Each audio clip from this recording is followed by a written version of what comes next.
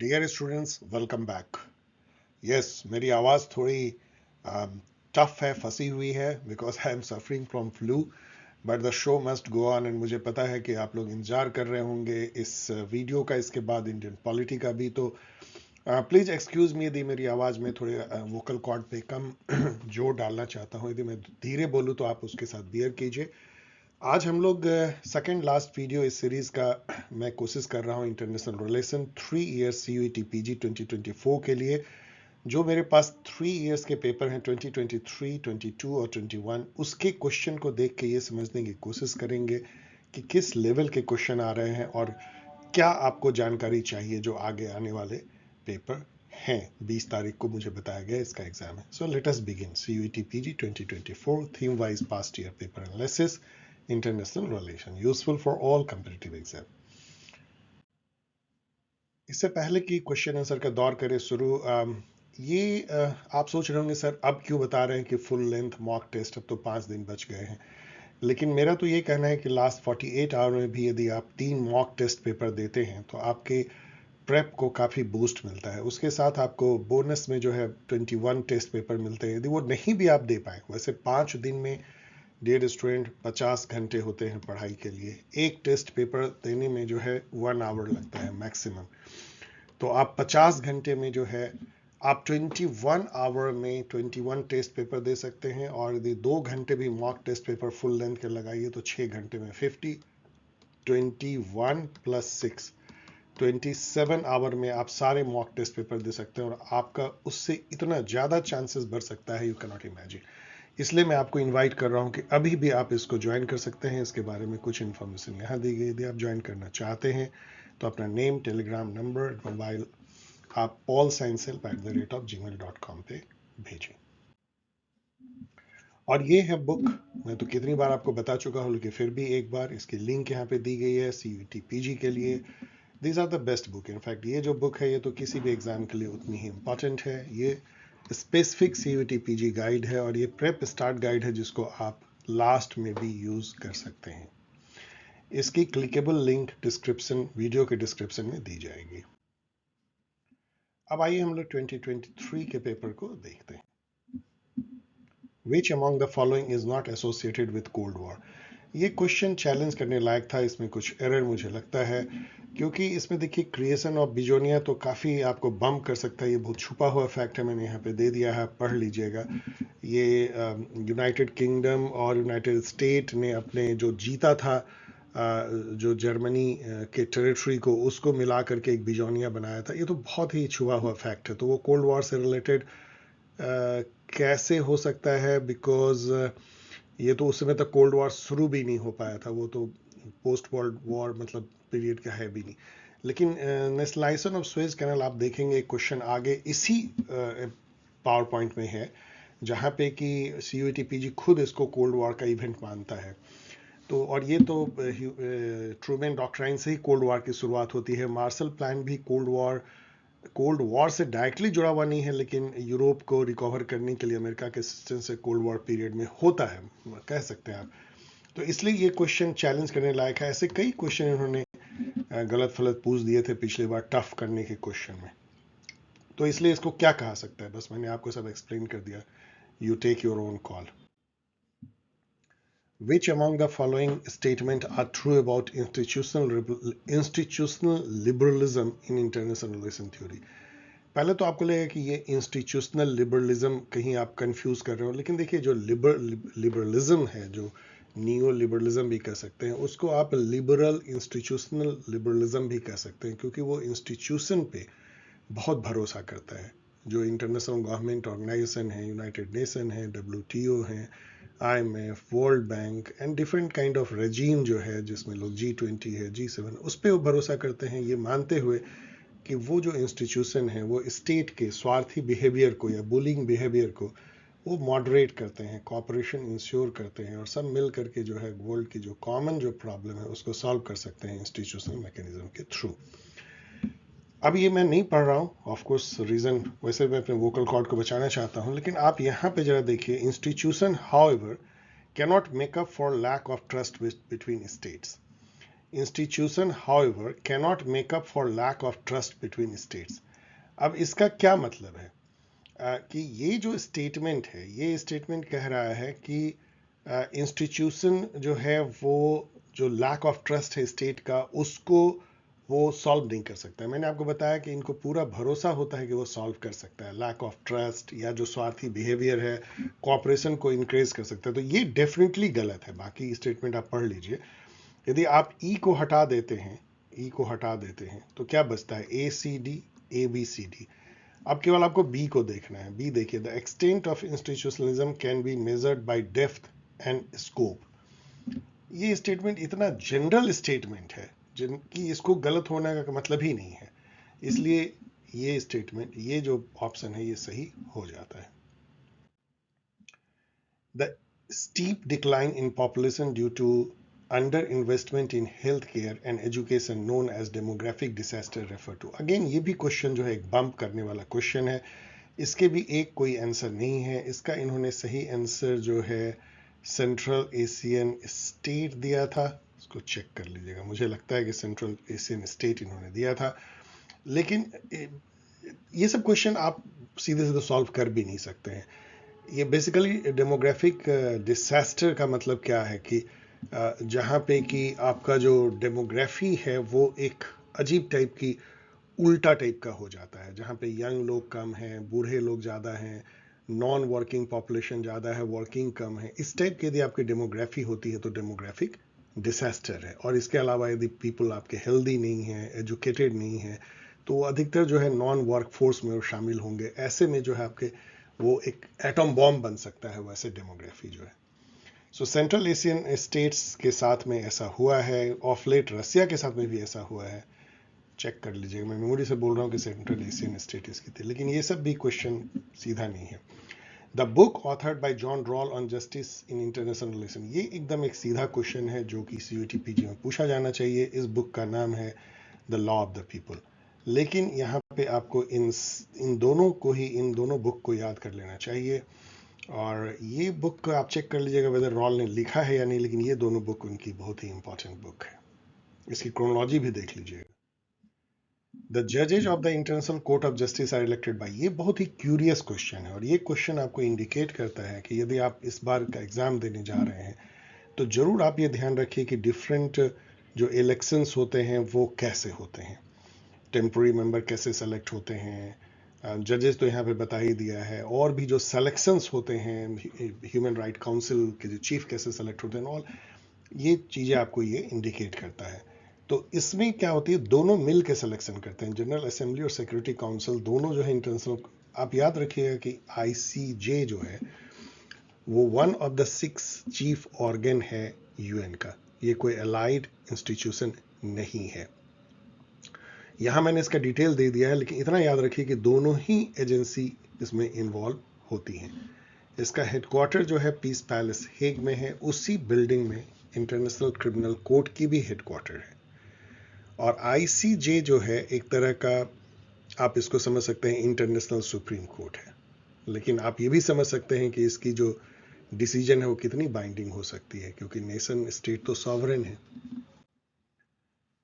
The first Asian summit was held in which city, ये भी बहुत क्यूरियस क्वेश्चन है और कई स्टूडेंट इसमें बम्प किए थे, क्योंकि ये लोग याद नहीं रखते कि आसियान का फर्स्ट समिट कब हुआ, G7 का फर्स्ट कब हुआ, G20 का फर्स्ट कब हुआ, या SCO का फर्स्ट कब हुआ, नैम का फर्स्ट कब हुआ। तो ये आपको एक इंडिकेट करता है कि ये आपको पता होना चाहिए। ये बाली इंडोनेशिया में हुआ था। यहाँ पे जो मैंने इंफॉर्मेशन दिया इसको जरूर पढ़ लीजिएगा। ये एडजेसेंट रीजन है 5 principle of peaceful coexistence known as Panchsheel which is one of the fundamental principle of India's foreign policy.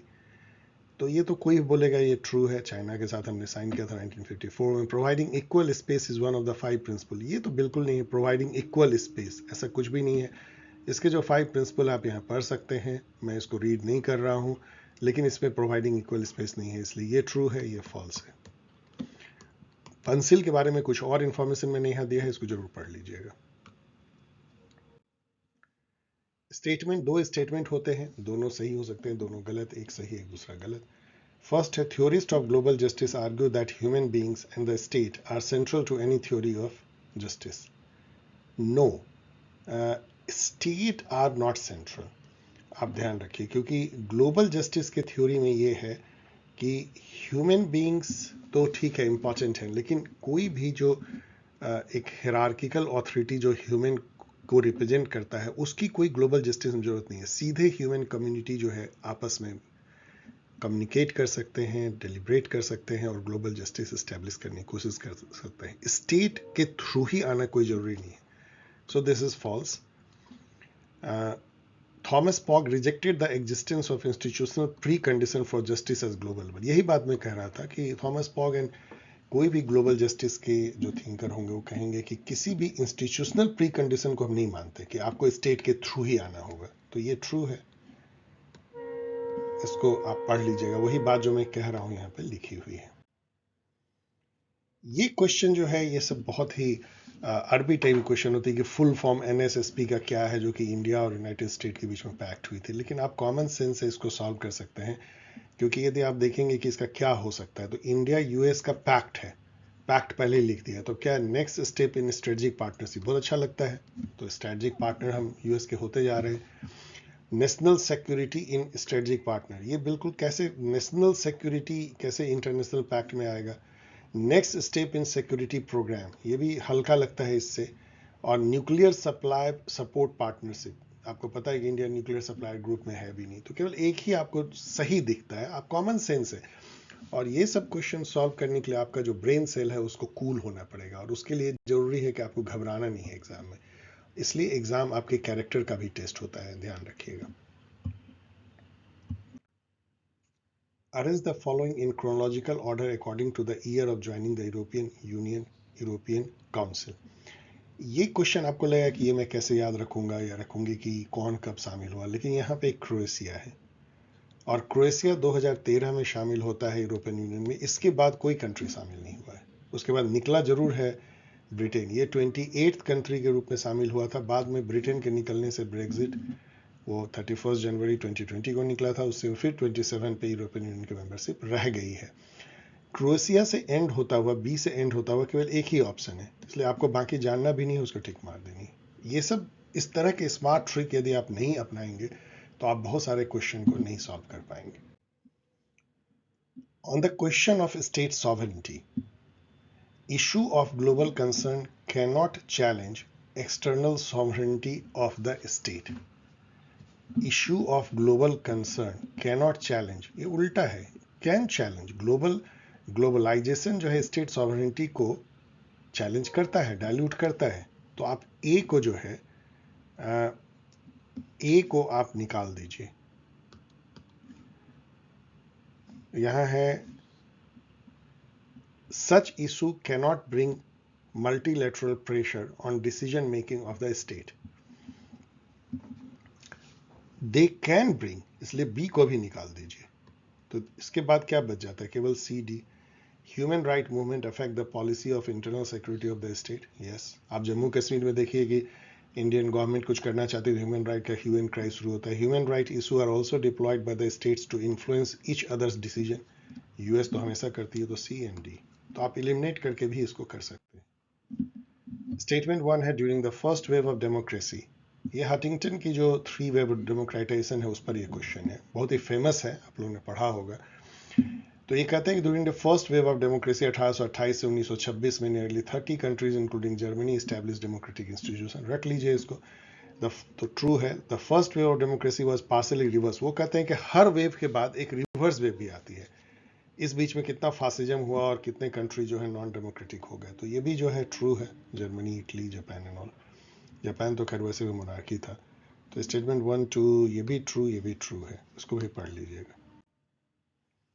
Arrange the following in chronological order with regard to the year of formation. यहाँ भी क्या कोई हम लोग trick ढूंढ सकते हैं. इन सब में यदि हम देखें, नाम तो 1961 में है, EU 1992 में, सार्क 85 में, UN 1945 में, आसियान 1967 में. तो हम देखते हैं कि EU के बाद में तो कोई इसमें नहीं आया, तो D से अंत होता हुआ 2 ही है, तो इसको खत्म कर दीजिए. और A से शुरू, A B, तो A आसियान है और बी यूएन है। कौन बोलेगा यूएन से पहले कौन हुआ है, उसका मतलब ये। इस तरीके से आप बहुत आसानी से कर सकते हैं। इसको भी मैच करना तो आपको पता है, एक से भी हो जाता है मैच। तो वुडरो विल्सन ने 14 पॉइंट स्पीच दिया था, जिससे कि कलेक्टिव सिक्योरिटी की कॉन्सेप्ट उन्होंने बताई थी। ये खुद ये स्पीच परपेचुअल पीस थेसिस जो इमैनुअल कांत का है उस पर बेस्ड था, और ये एक तरह का मोरल आइडियलिज्म था इंटर वॉर पीरियड में, कि सब मिल करके वर्ल्ड पीस ला सकते हैं, लड़ने झगड़ने की जरूरत नहीं है। तो वुडरो विल्सन का जो 14 पॉइंट स्पीच है ये हो जाएगा ओके। तो creation of regional parliament, general association nation must be form, शायद ये देखते हैं। Francis Fukuyama's end of the history, ये तो बिल्कुल पक्का है कि triumph of liberalism over all other ideologies. तो बी का 1, तो बी के 1 से ही हमने 50-50 खेल लिया। अब यहाँ देखिए ए का 3 होगा या 4, तो ए का 3 general association nation must be form, league of nation form हुआ था। 4 है the erosion of sovereignty norm, इसका मतलब ए का 3 होगा, सीधा यहाँ पे आप टिक मार सकते हैं, ए का 3। तो सी का 2 हो गया, David Held cosmopolitan democracy, creation of regional parliament. और डी है John Ikenberry, crisis of the liberal order. तो डी का 4 the erosion of sovereignty norm. तो इस तरीके से आप इसको मैच कर सकते हैं, एक दो से भी आपका काम चल जाता है। The international court of justice, अभी जस्ट हम लोगों ने देखा और बताया भी आपको कि इसका जो हेडक्वार्टर है वो पीस पैलेस हेग में है, और वहीं पे आईसीसी इंटरनेशनल क्रिमिनल कोर्ट की भी हेडक्वार्टर।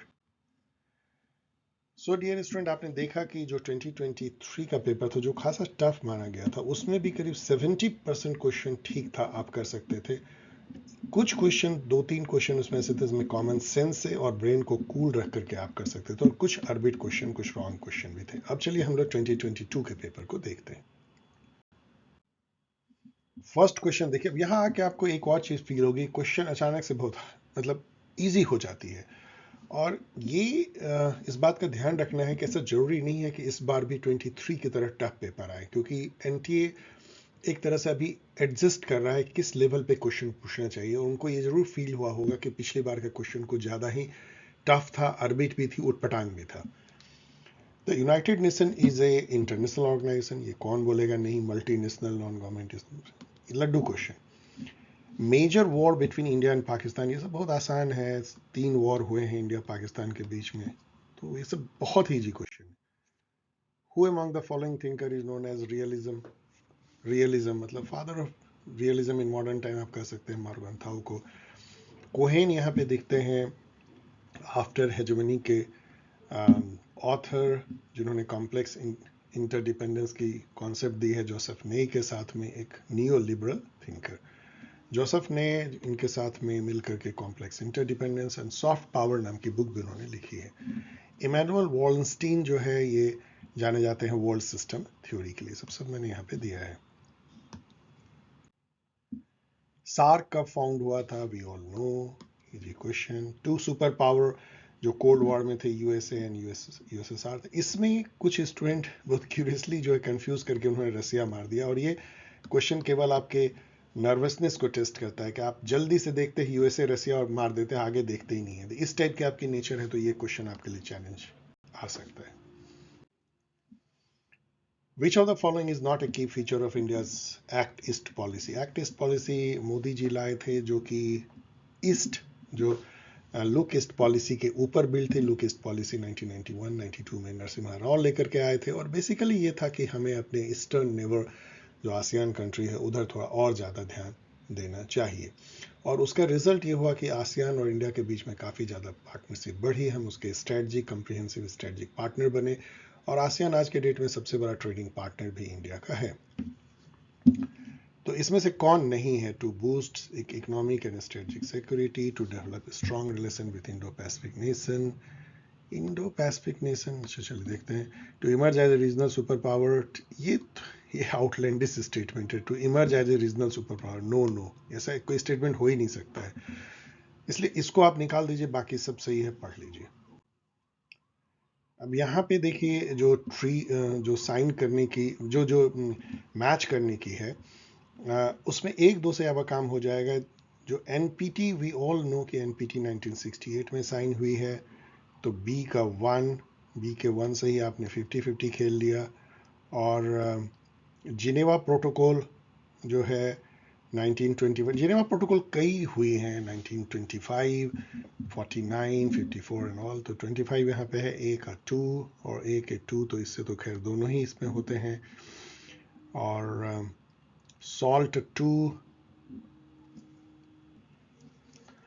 सॉल्ट 2 को आप 1979 से मैच कर सकते हैं, तो ABM treaty anti ballistic missile 72, और इससे जो है डी की 3।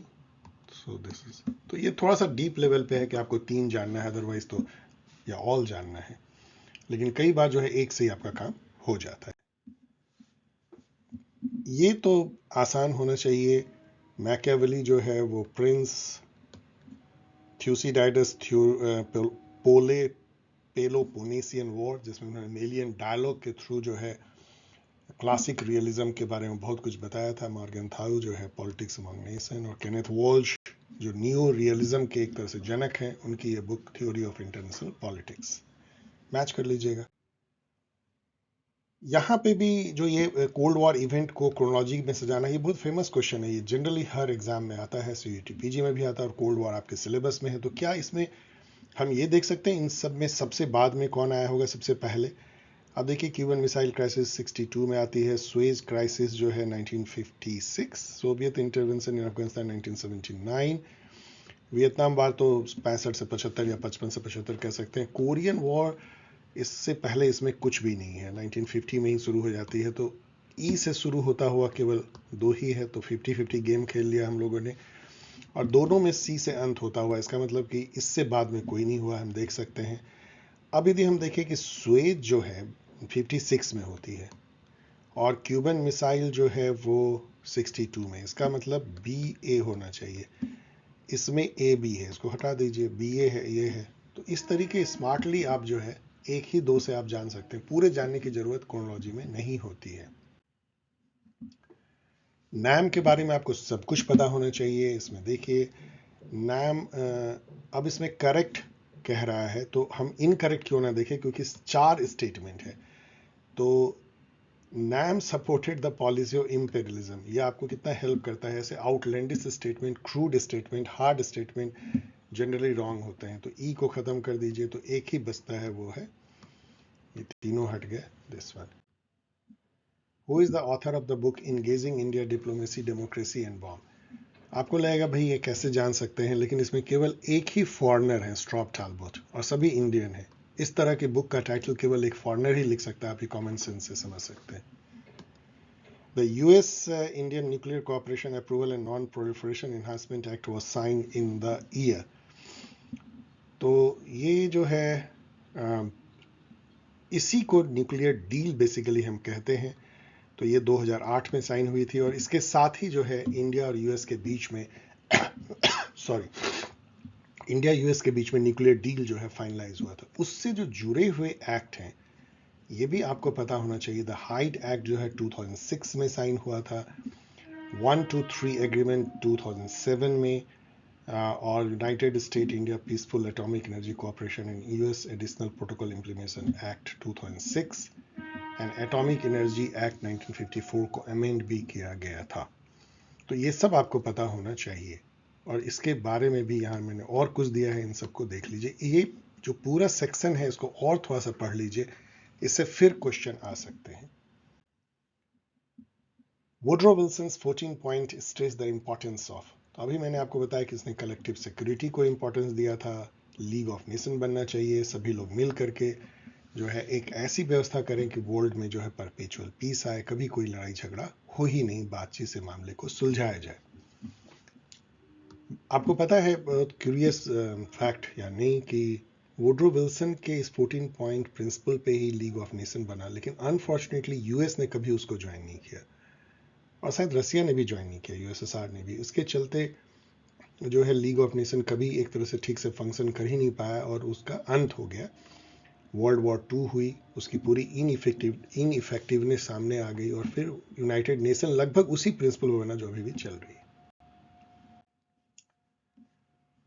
The purpose of US Marshall plan was, क्या था? वेस्टर्न यूरोप को रिकवर करके बनाना, जो टूट फूट गई थी, जो एक तरह से ध्वस्त हो गई थी वर्ल्ड वॉर टू में, उसको हेल्प करके अमेरिका के मदद से उसको फिर से खड़ा करना. सो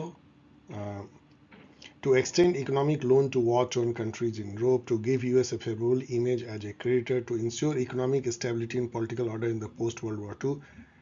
तो इसको आप कह सकते हैं कि सभी इसमें जो है इसमें आ सकते हैं, मतलब एक तरीके से कोई भी किसी को आप काट नहीं सकते. ऑल ऑफ द अबव हो तो तभी आप उसको ना चुने जबकि बिल्कुल आपको लगे कि कोई ऑप्शन बिल्कुल गलत है. इसके बारे में और पढ़ लीजिएगा. ये question UN millennium development goal MDG के बारे में. इसमें 8 एमडीजी थे, यहाँ मैंने लिख दिया है. अब 17 एसडीजी है, सस्टेनेबल डेवलपमेंट गोल. इसकी पीरियड तो खत्म हो गई, इसको भी एक नज़र जरूर देख लीजिएगा, भी पूछा जाता है. तो इसमें कहा जा रहा है कौन सा नहीं पार्ट है. तो इसमें देखेंगे तो एक्सट्रीम पॉवर्टी, हंगर है, यूनिवर्सल प्राइमरी एजुकेशन भी है, लेकिन इसमें प्रमोट साउथ साउथ कोऑपरेशन, इसमें ऐसा कोई पार्ट नहीं है. आप देख सकते हैं यहाँ पे ऐसा कुछ भी नहीं है. सो ये आप इसको, और इस तरह क्वेश्चन आपको इवन एसडीजी में भी पूछे जा सकते हैं, ध्यान रखिएगा. अब आइए हम लोग सीयूईटी पीजी 2021 के क्वेश्चन देखते हैं जो और आपको आसान लगेगा. What is the status of Palestinian authority in the united nation. ये क्वेश्चन अभी बहुत इंपॉर्टेंट है बिकॉज जो वॉर चल रही है इजराइल और हमास के बीच में, और उसको लेकर के पैलेस्टीनियन जो है अथॉरिटी एक स्टेट जैसा माना जाता है, जिसकी seat of power West Bank में है, रामल्ला में, और उसको फतेह नाम की पार्टी जो यासिर अराफात की है, वो उसको एक तरह से कंट्रोल करती है. उसके राष्ट्रपति मिस्टर अब्बास हैं, अभी उसके प्रधानमंत्री ने इस्तीफा दे दिया. और 3 जो एरिया है, एक तो वेस्ट बैंक का एरिया है, एक गाजा स्ट्रिप है, और एक ईस्ट जेरूसलम है. ये तीनों को मिला के ये कहा गया था ओस्लो अकॉर्ड में कि एक पैलेस्टीनियन स्टेट बनेगा, जो आज तक नहीं बन पाया है क्योंकि इजराइल उसके लिए उस तरह सहमत नहीं है. और उसके चलते ही अभी भी जो लड़ाई हो रही है उसका मेन कारण ये है कि फिलिस्तीनी लोगों का अपना जो है राज्य नहीं है, स्टेट नहीं है, और उनको लगता है कि इजराइल जो है उनके ही ज़मीन पे कब्जा जमा के बैठा हुआ है.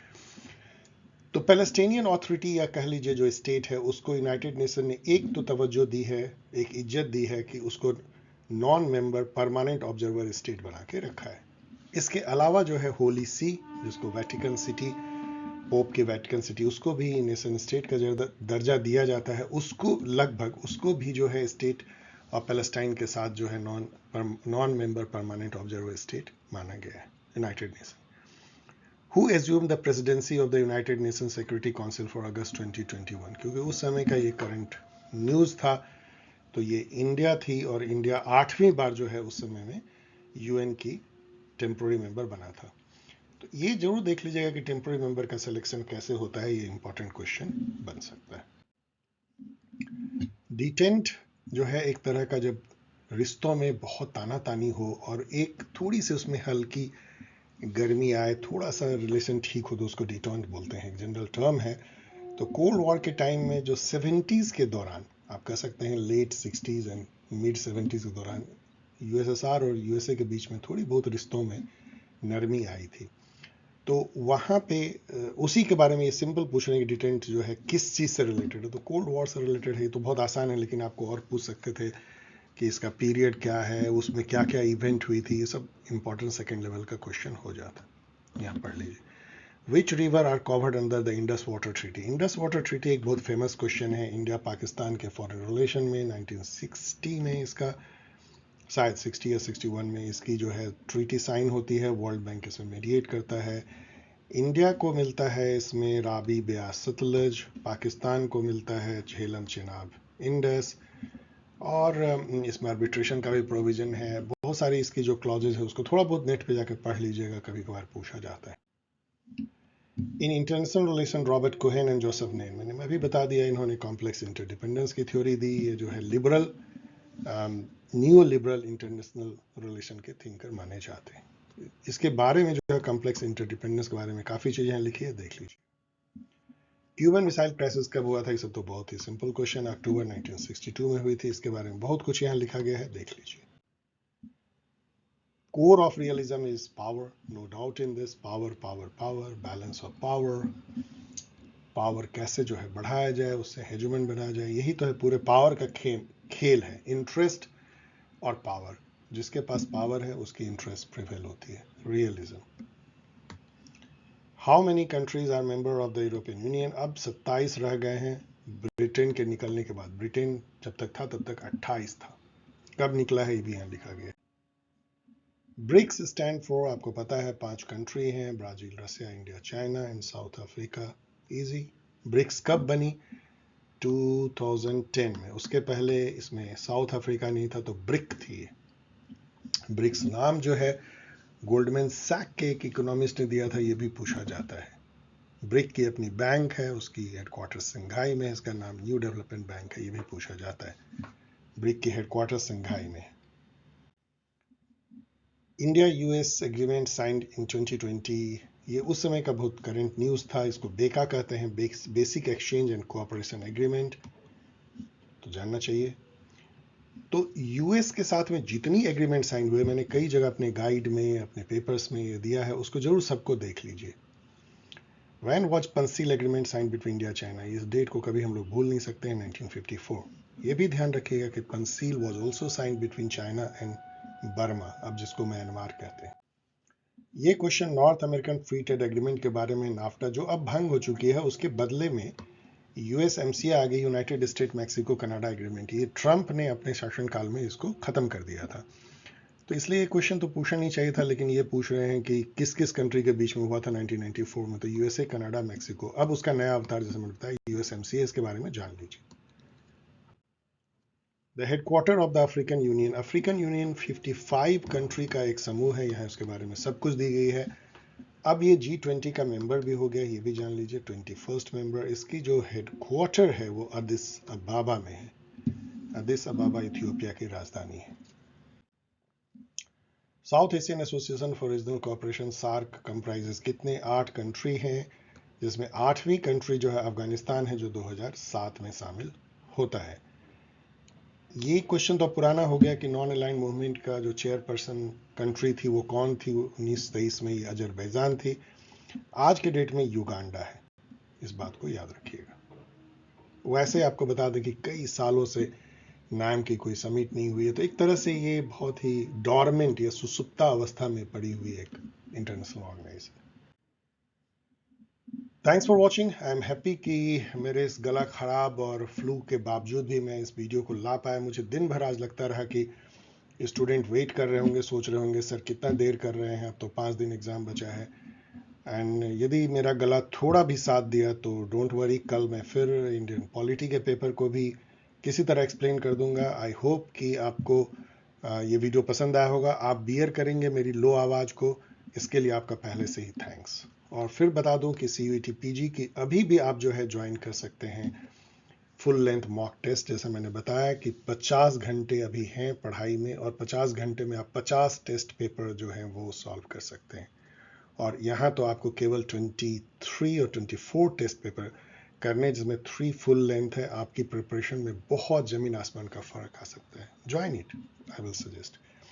इसके लिए अपने name, Telegram ID, mobile number paulsciencehelp@gmail.com पे भेजें. यदि आप नेट JRF या set, assistant professor, PGT, SSB इन सब की तैयारी कर रहे हैं तो आप ज्वाइन कर सकते हैं नेट JRF जून 2024 बैच. इसके लिए अपनी name, Telegram ID and mobile number भेजें paulsciencehelp@paulsciencehelp.in. इस तरीके से आप मुझसे जुड़ सकते हैं. मैं कोशिश करता हूँ आपके सवालों के जवाब देने के, यदि वो 1-2 लाइन में दिए जाए और ऑब्जेक्टिव क्वेश्चन हो तो. मिलेंगे बहुत जल्द, तब तक के लिए विदा.